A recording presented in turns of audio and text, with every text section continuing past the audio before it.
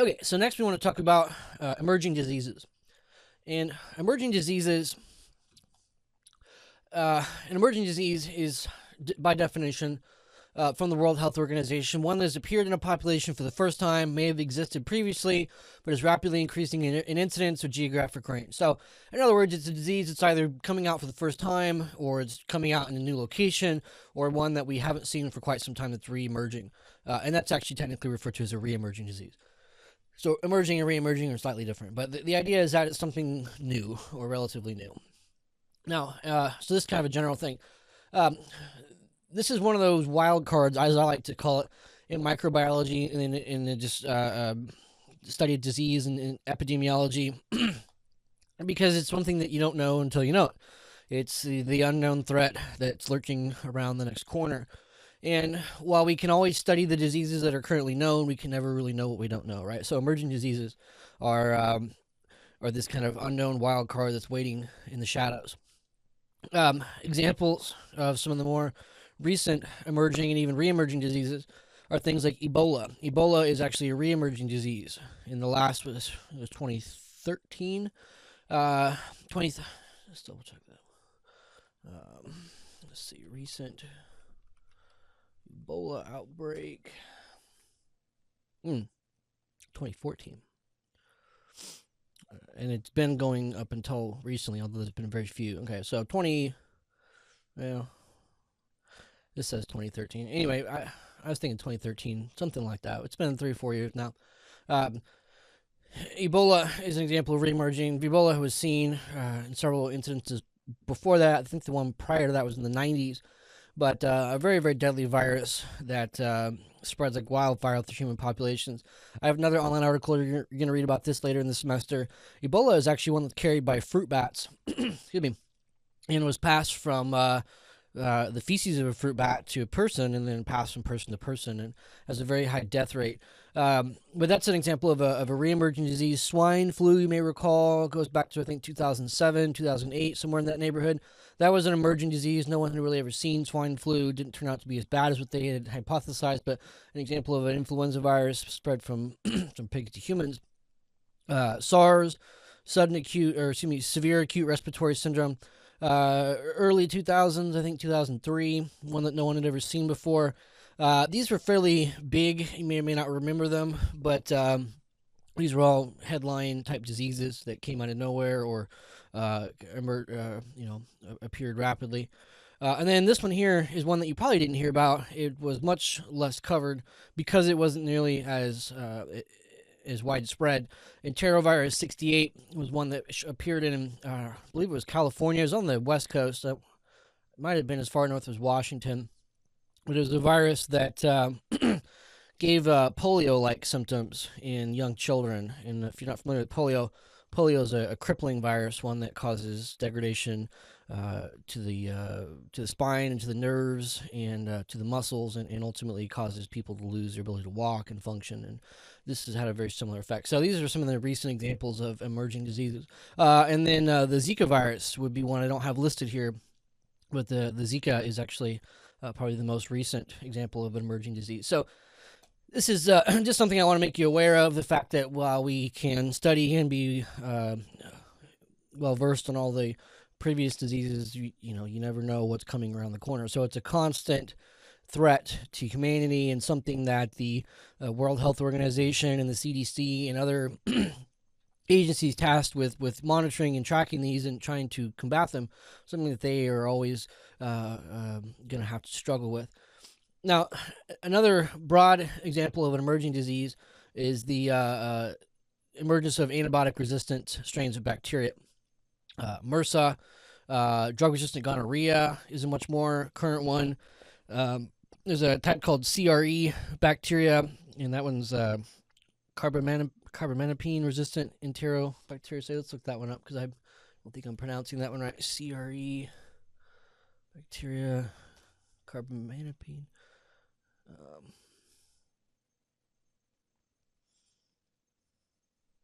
I had it there. There it is. Well, we had it. Well, you can read that. carbapenem. I'm not saying that. I'm making myself look dumb. CRE resistant. That's why we call it. That's why we have acronyms, by the way. So we don't look dumb when we try and pronounce these things. But CRE is another example. In fact, just recently, I'll try and pull an article this semester to have you read about. They just found a strain in a pig farm here in the U.S. that was one of the more virulent strains of CRE resistant bacteria. And this is something that's going to continue to happen. That is antibiotic resistant strains of bacteria emerging. So I'm talking about this as part of the last part of this topic here. Antibiotic resistance is a really, really big problem. Not so much now, the number of deaths associated with it today. Some of the recent estimates are only about 23,000, give or take, a year for the last so many years. That's been the approximate number, which, it's a lot. I don't mean to downplay the significance to any one individual who suffers from that, but 23,000 a year isn't epidemic. But it's an indication that the problem is getting worse. So these numbers are going up and up and up. And there's kind of a tipping point with this scenario where the numbers will stay small, and suddenly, at least the hypothesis is that they have the potential to kind of explode and boom into much larger numbers. So this is something that the World Health Organization, the CDC, the Centers for Disease Control, they've been expressing great concern over this for at least 15 years. I mean, going back to the early 2000s.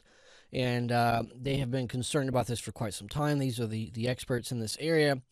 And what's happening with antibiotic resistance is that when we use an antibiotic, bacteria ultimately adapt to it in a way that the antibiotic becomes less effective.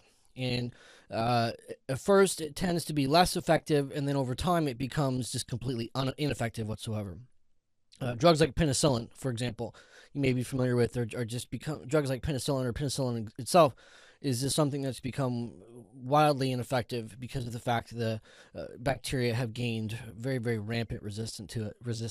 And penicillin is really the first antibiotic to be put into massive commercial use. So for that reason, it's typically has the greatest amount of resistance. So you give bacteria enough exposure to it, and what ends up happening is they eventually become resistant to it. So real quick, I want to take you to a video that I found online. One of my students sent this to me last semester, and I want to show you just real quick how quickly antibiotic resistance can spread, and what it actually looks like in kind of a short-term scenario. So this is what I'm about to show you is a video that has taken a bacteria and placed it into a large agar, a large petri dish, and has placed different levels of antibiotic within this petri dish, going from no antibiotic to higher and higher levels. And what they're showing is how quickly these bacteria can develop resistance to the antibiotics and spread through these different concentrations, all the way up to a concentration, I believe it's 1,000 times higher, maybe even 10,000, they'll say in the video, but thousands of times higher than the initial concentration. So in a nutshell, what's happening is that mutations in the bacteria's genetics allow bacteria to develop resistance to these antibiotics. And because bacteria replicate so quickly, the mutations can build up very, very rapidly. So there are literally trillions of bacteria within a small area, and it only takes theoretically one bacteria to develop a resistance to an antibiotic. As soon as one bacteria develops a resistance, the antibiotic resistance can spread and spread into a new population as that particular bacteria goes on to replicate and generate a new population, which is now resistant. So this is the underlying problem, is that bacteria replicate really quickly, and when we expose them to an antibiotic, what ends up happening is that some of them will ultimately develop resistance to it. It is somewhat of a random trial and error type scenario, or kind of a random occurrence where it takes a certain type of mutation to develop resistance. Excuse me. But the idea is that we have so many bacteria that it's almost inevitable that they'll develop resistance. You can think about it kind of like the lottery. The odds of anyone winning the lottery are, billions to one. I mean, they say you have a better odds of getting struck by lightning. That's what they say. So it seems like it would be impossible for anyone to ever win the lottery, right? But of course, we know someone always wins the lottery if it's played long enough. So in other words, if enough people buy a lottery ticket, even though the odds of winning the lottery are billions to one, eventually someone wins it. So eventually someone defies the odds and wins that winning ticket. Antibiotic resistance is very similar. The odds of developing resistance to any particular drug are very, very slim, billions to one. But given enough bacteria and enough random mutations, eventually one bacteria will come up with that winning mutation that ultimately makes them resistant to the antibiotic. And because there are trillions of bacteria within any population generally, it really becomes less of a matter of probability and more of a certainty that it's going to happen. So there are, as I said earlier, about 50 trillion bacteria, give or take, in your body. And if you expose those bacteria to an antibiotic, it becomes a certainty that some of them will eventually develop resistance. Those bacteria will go on to repopulate and create a whole new population that's now resistant to that antibiotic. So as we use these antibiotics more and more and more, the resistance builds up faster and faster. And as we go through the semester, we'll go on to learn that how the problem is made worse by the fact that bacteria can actually spread antibiotic-resistant genes amongst themselves. So it's not only just a matter of random mutation, that's actually how the mutations begin, but it goes on to become a matter of spreading the resistance at an even faster rate. So it actually is even worse than just the random mutation aspect. But let's take a quick look. This video is only a couple minutes, and let's just take a quick look at just how rapidly resistance can take place. So here we go. So what we ended up building was basically a petri dish, except that it's 2 feet by 4 feet. And the way we set it up is that there are 9 bands, and at the base of each of these bands, we put a normal petri dish thick agar with different amounts of antibiotic. On the outside, there's no antibiotic. Just in from that, there's barely more than the E. coli can survive. Inside of that, there's 10 times as much, 100 times, and then finally the middle band has 1,000 times as much antibiotic. And then across the top of it, pour some thin agar that bacteria can move around in. The background is black because there's ink in it, and the bacteria appear as white. First, you see they spread in the area where there's no antibiotic, up until the point they can no longer survive. Then a mutant appears on the right. It's resistant to the antibiotic. It spreads until it starts to compete with other mutants around it. When these mutants hit the next boundary, they too have to pause and develop new mutations to make it into 10 times as much antibiotic. And then you see the different mutants repeat this at 100.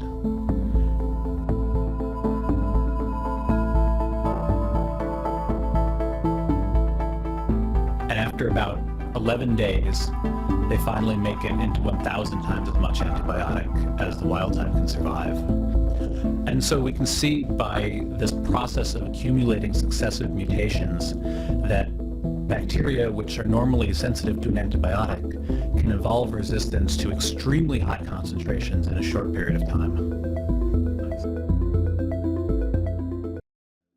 So there you go. The idea is that once you expose them to an antibiotic, it is just a matter of time before the resistance becomes extremely rampant, and it's just a matter of time before the population builds greater and greater resistance until they're able to withstand. It was up to 1,000 times the concentration. So, and theoretically, if you gave them 10,000 times the concentration, theoretically they'd be able to develop resistance to that too. So this is a real big issue. So first of all, a couple questions. How long have scientists known about antibiotic resistance in bacteria? And I'm going to ask you this on the study guide.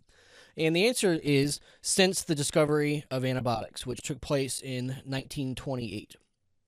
So since 1928, really the answer I want you to know is since the discovery of antibiotics, they have known. And really since the early, really I should say, I mean, since the beginning, but really as they first started studying the antibiotic around that same time period, they immediately saw resistance happening. And it turns out that let me just say this, antibiotics are a natural compound produced by, oftentimes produced by other microbes. As an example, penicillin, which most of you are familiar with, penicillin is an antibiotic that is actually produced by, do you know what it is? Take a second, do you know? Penicillin is produced by a fungus. So it's actually a fungal microbe that produces penicillin. And it turns out that microbes produce antimicrobial compounds to try and kill each other. And basically, on a microscopic level, microbes are at war with one another, especially in the soil. So soil microbes are constantly competing for resources. And one way they've evolved to have an advantage in competition is to create a compound that kills off their competing microbes. Now, in the context of evolution, when one organism creates a compound that's toxic to another, it's just a matter of time before the competing microbes evolve a compound to fight back against the initial compound. So really, antibiotics and antibiotic resistance is something that's been happening prior to even the discovery of antibiotics. This is something that's been happening long before humans theoretically even came into existence. So really, the truth is, as we discovered antibiotics, we discovered pretty quickly that there's already these resistance factors that were built into these microbes to begin with.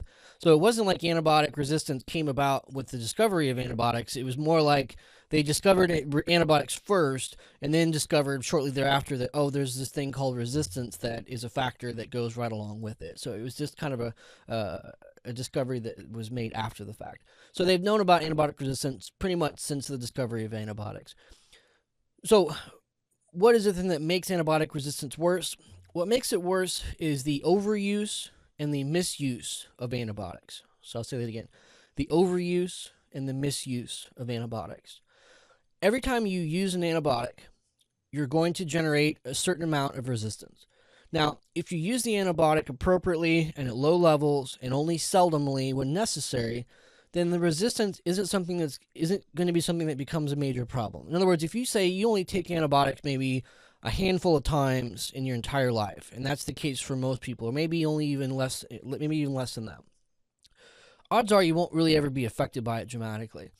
But what's happened since the initial rollout of penicillin, which while it was discovered in 1928, it wasn't actually officially put into commercial use until around the end of World War II in the 1940s. Since that time, they've been using these antibiotics very, very heavily. And what has happened is that by overusing them, they have increased the amount of resistance to greater and greater levels than would have existed had they not been using them to that extent. Now, this is starting to change.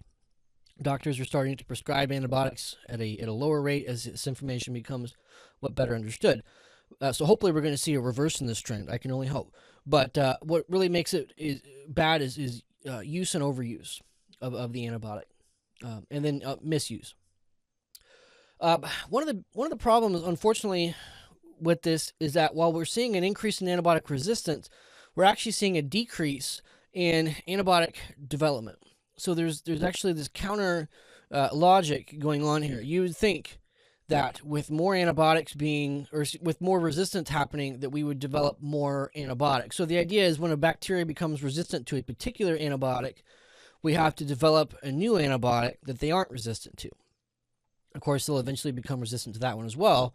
But the goal would be to keep developing new antibiotics to stay one step ahead of the bacteria. So as soon as one antibiotic stops working, we have another one to replace it.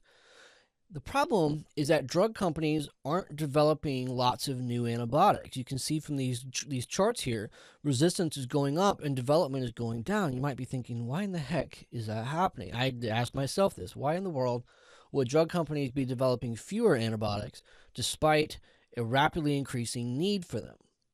And the unfortunate reason for this is because of money. So the question here, another question on your study guide, why aren't drug companies developing more new antibiotics? The simple answer is money. To clarify that a little bit better, drug companies exist for profits. And this is just an unfortunate reality. They are independent corporations, and their primary concern, as of all corporations, I'm not trying to throw just drug companies under the bus here, but the primary concern of all corporate entities is to the stockholders and the shareholders. Their primary concern in this world is to turn a profit. And as it turns out, antibiotics are not very profitable. In fact, they are arguably one of the least profitable types of drugs.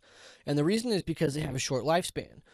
When you develop a drug, it generally takes, this is kind of a general rule of thumb, it generally takes about 10 years and $1 billion to bring a drug to commercial viability. So in other words, from the time someone discovers a drug and discovers that it has a potential use and a benefit, it takes about 10 years and $1 billion before that drug will actually be, if it ever is available, and that's not to say that it's a guarantee that it will be made available. If it's ever going to make it to commercial viability where it can be sold, it's going to take probably 10 years and about $1 billion. That's just a general rule of thumb, and that's something that could change. These things can change with government regulation and things like that. But as it stands, that's about the general rule of thumb. So there's a ton of money and effort that gets put into these drugs. And as a result, rightly so, companies need to look for drugs that are going to give them the highest amount of return on that. It's unfortunate that antibiotics don't do that. Antibiotics have typically a short lifespan because of the resistance and because of the fact that they aren't going to be good for 20, 30 years. Drug companies are tending to shy away from these because they're looking for drugs with a higher return and a higher longevity. Cholesterol medications, hair loss medications, erectile dysfunction medications. These are drugs that theoretically don't ever go bad. I mean, there may be not, a competitor to come along and to replace them with a new drug, and there's not to say that they're going to never go away, but those types of drugs have a much longer lifespan and therefore will make the company more money on their initial investment. So it's unfortunate that antibiotics are being developed at a lower rate because they have a lower yield of return in a much shorter lifespan in the grand scheme of the use over time. So for this reason, drug companies are shying away from it. Now, there is some government initiative to change this. I try and stay optimistic about these things, and unfortunately, I don't know enough about it now to really tell you too much. You can look this up. You can look up, drug development, antibiotic development. I know the Obama administration has tried to encourage this, has tried to provide funding. There are companies developing antibiotics. It's not to say that no one is doing it, but it is not the highest priority in the drug development world because of the low yield of return, and because, unfortunately, all corporations exist to make a profit. That's just what they do. They have primary concern to their shareholders and to their profits. And unfortunately, it turns out that drug companies make life-saving medications, but do so really just to make profit. I'm not saying that they don't care enough to save people's lives at the same time, but it's unfortunate that that's not really their primary concern. Their primary concern is to make money, and it just so happens that they do so making life-saving medications. So hopefully this is a trend that will change. Hopefully this is something that we can, as a society, we can reverse with new legislation. But that is unfortunately the reality as it stands today. Antibiotic resistance is going up and new drug development is going down. And that's a really concerning trend. The good news is that doctors and physicians are becoming more aware of this problem, and they are starting to prescribe fewer antibiotics because they know that that is no longer the right approach to medicine. And at one point, that was not the case. At one point, the ideology was go ahead and give them an antibiotic, even if you don't think they need it, just to cover your bases and to make sure that there's not some kind of infection that pops up later. And the last part here, the other big unfortunate problem with this is that it doesn't just come down to antibiotic use in people, unfortunately. It actually turns out that the majority of antibiotics are actually given to animals that are raised for human consumption. Why are they doing this? The reason is because animals tend to put on more weight and therefore give a higher return, once again, for profit, give a higher return when given antibiotics in their food. They tend to live a little bit longer. In other words, they don't die as much. Animals that are raised in very close quarters, they're called CAFOs. Let me just show you a picture here of a CAFO, confined animal feeding operation. Disturbing. This is where most of our meat comes from. These are animal operations in which the priority is to turn the highest profit possible. Chickens are stuffed in these huge warehouses where there's barely enough room to turn around, and as a result, disease spreads very rapidly through these areas. And what the companies have figured out is that if you feed them antibiotics, that tends to reduce the mortality rate of these animals, and therefore they end up getting a higher yield on their return. So, unfortunately, it has been a pretty significant practice for many decades now to pump these animals full of antibiotics as a way to kind of ward off disease. Also, it's a great way to get them to put on weight. It also turns out that antibiotics are a great way to induce weight gain in animals. In fact, they've figured that out somewhere in the 60s or 70s.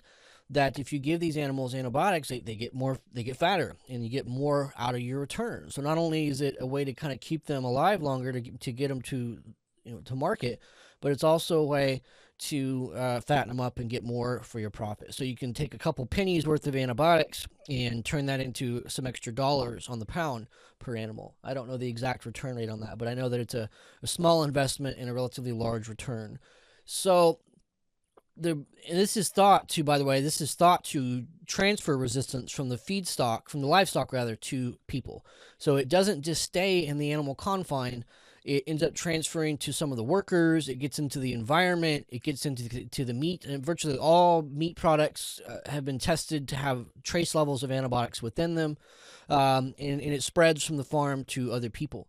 So unfortunately, this is a rampant practice that's actually rapidly increasing antibiotic resistance amongst the population. So if you look at this chart over here real quick, only 20%, give or take, of antibiotic use in the U.S. actually goes to humans. The other 80% is somehow or another used in animals. Most of that in their feed, water, and then sometimes for injection. And they've got a category here for other. I'm not sure what that means, but about 80% of antibiotics in the U.S. don't even go to people. They go to animals, and the animals are simply given to them so that they'll fatten them up and so that they can have a higher return on the number of animals that make it to slaughter.